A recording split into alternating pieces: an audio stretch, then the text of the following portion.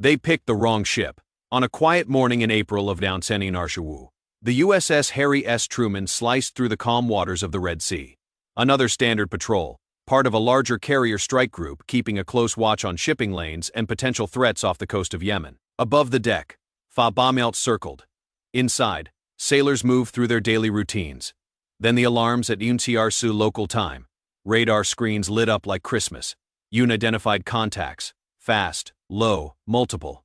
Within seconds, combat stations were manned. The call went out. Inbound missiles, possible drones, multiple vectors. This wasn't a drill. The USS Truman was under attack. Rising from somewhere along the Yemen coastline, a salvo of projectiles screamed toward the carrier group. Cruise missiles, ballistic rockets, and at least one drone, all launched in a tight spread, clearly timed for saturation. The kind of attack designed to overwhelm even the best defenses. But this wasn't some rusted-out patrol boat. No, this was a Nimitz-class aircraft carrier with teeth. Inside the Combat Information Center, officers called out intercepts. Aegis consoles began auto-tracking. Flight deck crews were already scrambling to prep jets. Below decks, the clunk of boots hitting steel echoed like thunder. Above it all, the foul Sea Whiz turrets came to life with their signature whine, ready to turn the sky into shredded metal. And somewhere in the distance, hidden in the hills of western Yemen, Houthi commanders were watching. They thought it would be symbolic, a slap in the face, a warning. What they got instead was the fuse. Because if there is one rule when it comes to provoking the US Navy, it is this: don't miss. This wasn't random. It wasn't a lone drone acting on bad intel or a rogue unit firing blind. This was a coordinated strike designed, timed, and executed with intent. In the minutes following the alarm, CENTCOM analysts confirmed what the USS Truman's radar already suspected. A multi-axis attack launched from western Yemen. At least 6 cruise missiles, 2 medium-range ballistic rockets, and a loitering munition drone, likely Iranian-made, Syad-class or Shad-class, had been fired toward the carrier group. All signs pointed to the Houthi movement backed by Tehran and emboldened after weeks of airstrikes from the U.S. as part of Operation Rough Rider.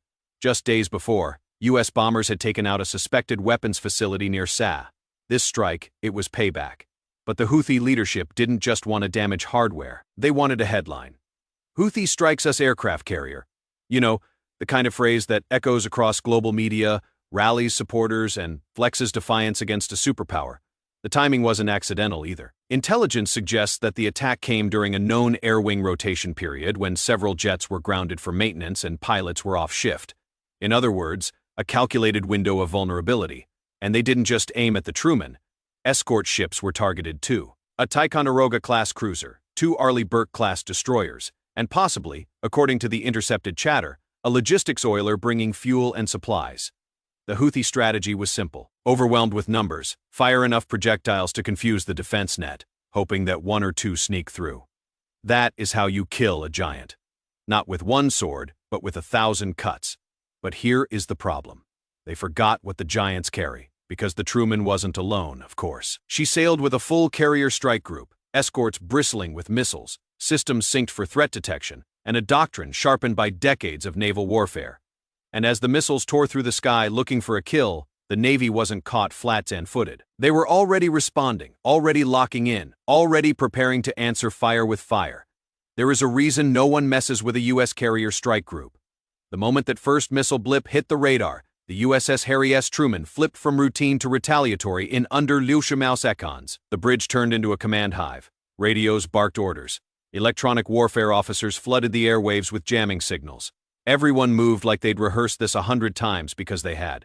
The Aegis combat system on board the nearby cruiser locked into oncoming threats. Track Arsenal confirmed hostile speed, 19 knots, altitude low. Aegis doesn't panic, it calculates, it prioritizes. And then it fires as the data poured in defensive layers, activated like dominoes. SM Uni SS Isles shot skyward from the destroyers, streaking towards cruise missile targets.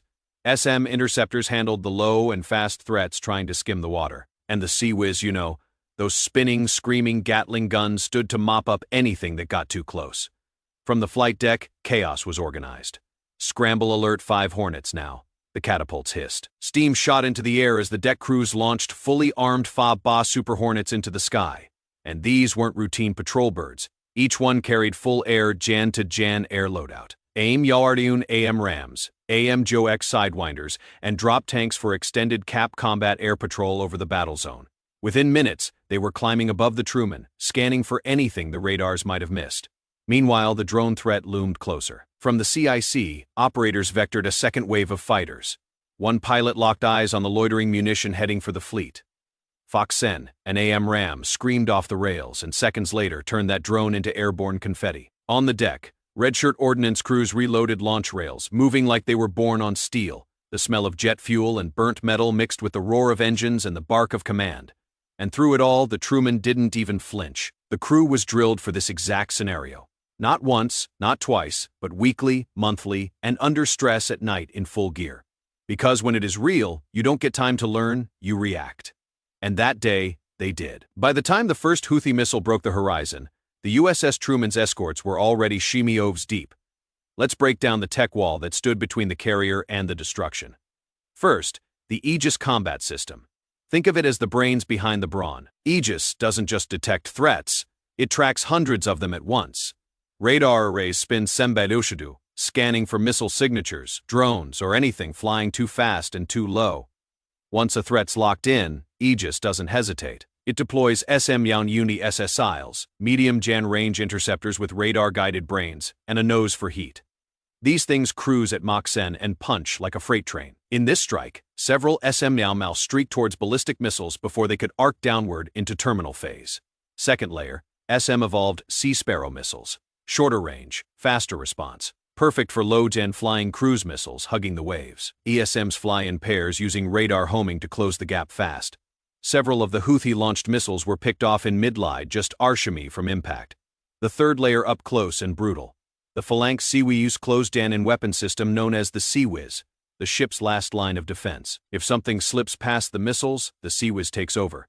It is a Arshahalmi Vulcan cannon that fires Tishawu rounds per second. Yeah, per second. Creating a literal wall of titanium.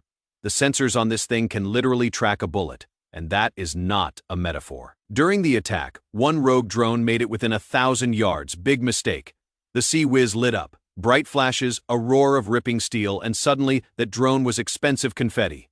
In the sky above, Fa-Ba Super Hornets were providing air cover, ready to dogfight if needed, each armed with aim-sure AM rams, radar-guided and lethal beyond visual range. If a drone blinked the wrong way, it got smoked. The defense wasn't just a wall, it was a web, layered, lethal, and alive. The Houthi attack may have been bold, but bold doesn't be coordinated, and definitely not this coordinated. In less than Wufendon Utes, it was over. The attack that was meant to shock the world, a carrier, and rattle the Navy neutralized systematically, layer by layer. Out of Sheba projectiles detected, none reached the Truman. Not one. 9 were intercepted in mid-air by SMR and ESM missiles. Some detonated in bright flashes censured Yunchur up, others just feet above the waves. 3 drones were shredded by foul-length sea waves before they even had time to switch modes. A few projectiles came dangerously close, though. One cruise missile managed to ride just meters above the waterline, slipping under the radar for several seconds, but it didn't count on a cram system aboard an escorting destroyer.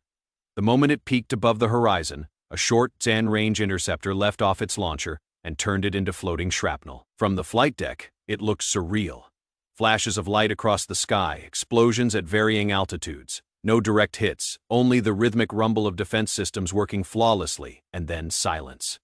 Sailors on the deck froze for a beat, eyes scanning the horizon. Adrenaline still spiking, smoke drifted. Spent shell casings clinked on steel, somewhere a faint cheer, then orders resumed. Clear the deck, secure weapons, confirm strike logs. The Truman hadn't just survived. It had done so without a scratch. Inside the CIC, command staff replayed radar footage in real time, confirmed intercepts, logged radar signatures, cross-referenced launch trajectories, and then someone said it. The words everyone was waiting to hear. All targets neutralized, carrier secure. That wasn't just a line. That was the moment that the narrative shifted from survival to response. Because while the Houthis thought they landed a blow and all they really did was give away their position, the launch sites, the timings, the assets used, the Navy had everything they needed to answer back, and not with words, but with warheads. Back in Washington, no press release followed, no briefing, just silence. But in the belly of the Truman, crews were already prepping payloads. Jets were being rearmed, coordinates were being loaded. because this wasn't going to end with a clean intercept.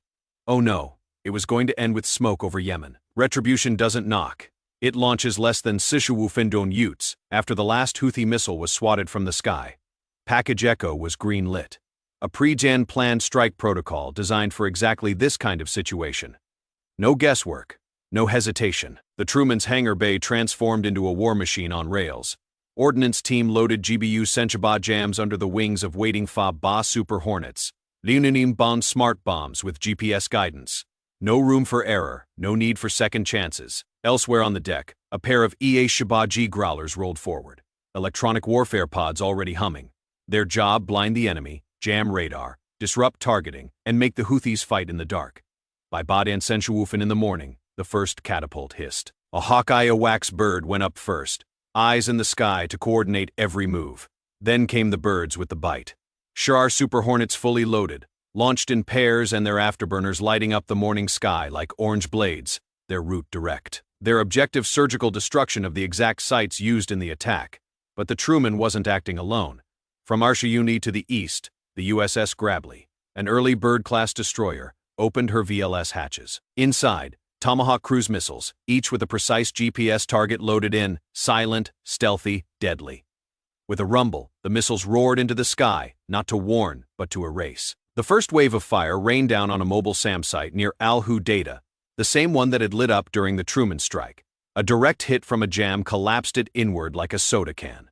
Next target, a suspected drone warehouse nestled in a civilian industrial zone. Growlers jammed every frequency within a Wuhalmi radius. Hornets dropped in low, fast, and dropped ordnance with zero drift. Precision confirmed. Multiple secondary explosions followed. Fuel, ammo, electronics, all going up in synchronized fireballs. And then the final strikes, the one command really wanted. A known command and control bunker south of Ras Essa, buried, fortified, and hidden. Didn't matter. A Tomahawk found it anyway. Seismic sensors on the Truman picked up a blast from Nilshiyuni away. Mission complete.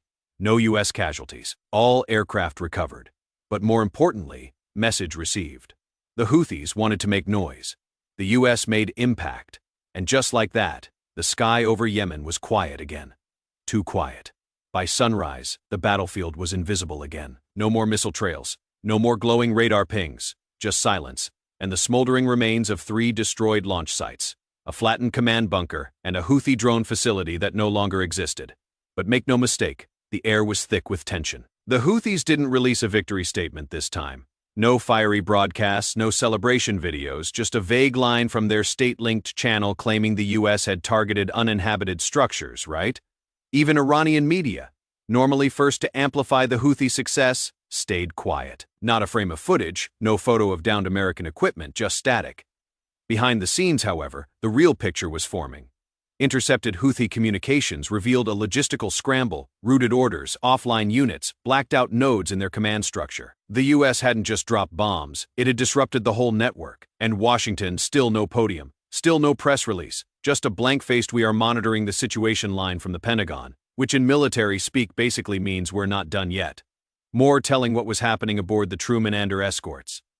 Flight ops resumed before noon. Combat air patrols doubled in size. UJ&D Hawkeyes now patrolled around the clock, scanning for even a whisper of radar activity along the Yemen coast. Then came the shift in the rules of engagement. Sources later confirmed if a radar ping even resembles a fire control lock, it was now fair game. Launch on detect, a doctrine shift that flipped the entire playbook. No more waiting to get hit. Now if it blinked, it burned. Meanwhile, the USS Dwight D. Eisenhower rejoined the Truman Strike Group. 2 carriers, multiple destroyers, cruisers, and submarines.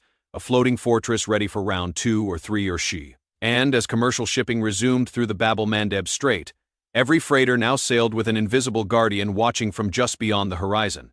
So what started as an attempted strike for attention had become a clear and thunderous answer. Not just for the Houthis, but for anyone watching. The Houthis aimed to make a statement. They got one back in missiles, in silence, and in precision. The USS Harry S. Truman never took a hit, but it answered with one of the most coordinated naval counterstrikes in recent years. No chest thumping, no headlines, just steel, speed, and message delivered. Now, the Red Sea sits in uneasy stillness. The question is, for how long? Because what happened out there isn't just another clash. It was a shift in posture, in rules, in readiness. The U.S. Navy made it clear this isn't a waiting game anymore. Every drone launch, every radar blip, every attempt to probe or push could now trigger a full Jan-blown response. So, here's where we ask you. Do you think the U.S. should continue with these pinpoint retaliations, or is it time to escalate and dismantle the threat completely? Let us know your thoughts in the comments. Then hey, if you want to go one step further and support this channel directly, join the fleet. You'll get loyalty badges, priority replies, and help us bring more real naval stories to the surface. Click join on our channel page and step aboard. Please don't forget to smash that like button if you learned something today. Hit subscribe if you want more real fact and base breakdowns like this, and turn on that bell so you don't miss what is coming next. Thanks for watching. Stay sharp, stay safe, and remember, if you're the first, you better hope they miss.